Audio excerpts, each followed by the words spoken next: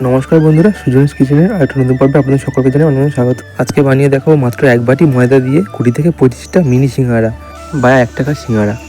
এই বর্ষাকালে বিকালে চায়ের আড্ডায় জাস্ট জমে যাবে এই মিনি সিঙ্গাড়া। খেতে অসম্ভব সুন্দর হয়। দেখো কতটা খাস্তা হয়েছে, ভীষণই টেস্টি হয়। মাত্র 10 মিনিটের মধ্যে এক বাটি ময়দা দিয়ে বেশ অনেকগুলোই সিঙ্গাড়া বানিয়ে নিতে পারবেন। তাহলে চলুন দেখে নেওয়া যায় রেসিপিটি।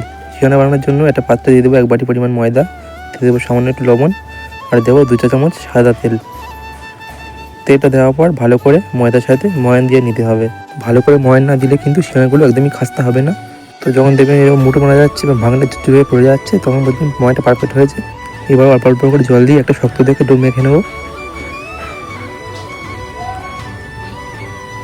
তো দেখো এরকমই একটু শক্ত করে ডোটা মেখে নিতে হবে। এবার এটাকে 5 মিনিট রেস্টে রেখে দেবো। ততক্ষণ আলুর পুরটা বানিয়ে নেবো। তার জন্য একটা প্যানে দিয়ে দেবো 1 টেবিল চামচ সরষের তেল, আর দেবো সামান্য একটু পাঁচফোড়ন, আর দেবো অল্প কিছু কারি পাতা, আর দেবো 1 চা চামচ আদা কাঁচা লঙ্কা বাটা, আর দেবো সামান্য একটু হিং। সব কিছু ভালো করে একটু ভেজে নেব। এরপর দেবো সামান্য একটু লবণ, সামান্য একটু হলুদ গুঁড়ো, আর দেবো সামান্য একটু ধনে গুঁড়ো। ভালো করে একটু মশলাগুলো মিশিয়ে নেব। এরপর দেবো 2 মিডিয়াম সাইজের সিদ্ধ করা আলু, এরকম ছোটো ছোটো করে কেটে নিয়েছি। তো আলুটা দেওয়ার পর ভালো করে একটু মিশিয়ে নেবো।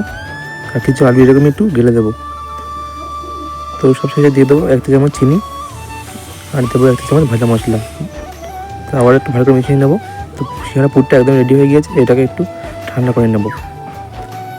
তো ফ্রিজে এলাম 5 মিনিট পর, আর ময়দাটা অনেকটাই সেট হয়ে গেছে। আবার একটু ভালো করে মেখে নেবো। তারপর যেরকম আমরা রুটি বানাই সেরকমই লেচি কেটে নেবো।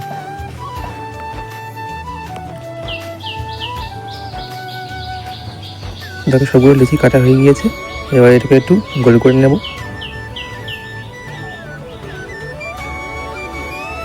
তো এখান থেকে একটা লেচি নিয়ে নেবো। এটাকে একটু পাতলা করে বেটে নিতে হবে।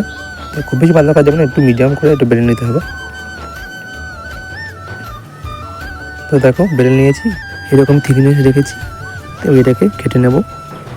তো মাঝখান থেকে 4 টুকরো তো দেখো এরকমই করে সবগুলো কেটে নিয়েছি। এবার যে আলু পুরটা বানিয়ে রেখেছিলাম সেগুলো এর মাঝখান বরাবর বসিয়ে দেবো।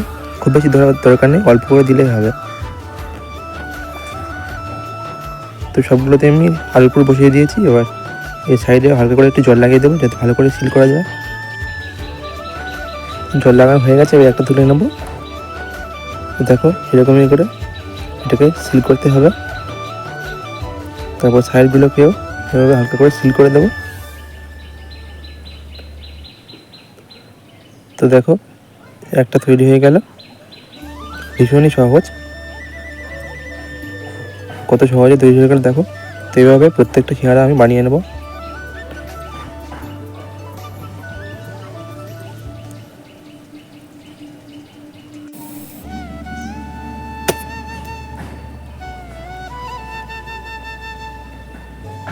সবগুলো সিঙ্গাড়া বানিয়ে নিয়েছি, দেখতে পাচ্ছ দেখতে কতটা সুন্দর লাগছে, ছোটো ছোটো সিঙ্গাড়া সুন্দর।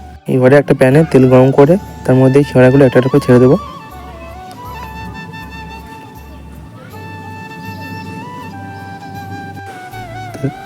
দেখো সবগুলো সিঙ্গাড়া দেওয়া হয়ে গিয়েছে। এবার লো টু মিডিয়াম ফ্লেমে এগুলোকে গোল্ডেন ব্রাউন করে ভেজে নিতে হবে। তো এবার উল্টে পাল্টে এগুলোকে ভেজে নিতে হবে।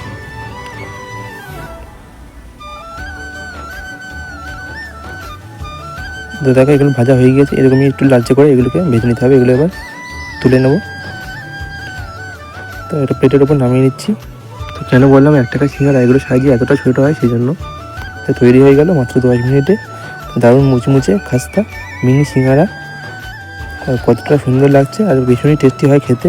তো অবশ্যই একবার বাড়িতে বানিয়ে দেখবেন, আশা করছি ভালো লাগবে। এই বর্ষার বিকেলে চায়ের আড্ডায় খেতে তো দারুণ লাগবে, ভীষণই টেস্টি হয়, কিংবা মুড়ির সাথেও খেতে খুব ভালো লাগে। তো অবশ্যই একবার বাড়িতে বানাবেন। তো দেখুন একটা ভেঙে দেখাচ্ছি কতটা খাস্তা হয়েছে, দেখুন ভীষণই খাস্তা আর ভীষণই মুচমুচে। তো অবশ্যই একবার বাড়িতে ট্রাই করবেন, আশা করছি ভালো লাগবে। তো আজকে ভিডিওটি ভালো লাগলে চ্যানেলটি সাবস্ক্রাইব করে পাশে থাকবেন। আর কীরকম লাগলো ওই রেসিপিটি অবশ্যই কমেন্ট করে জানাতে ভুলবেন না। তো ভিডিওটি ভালো লাগলে অবশ্যই শেয়ার করে দেবেন। তো আজকের মতো ভিডিওটা এখানে শেষ করছি। আবার দেখা হবে নতুন কোনো রেসিপির সাথে। এতক্ষণ আমার সাথে থাকার জন্য অসংখ্য অসংখ্য ধন্যবাদ।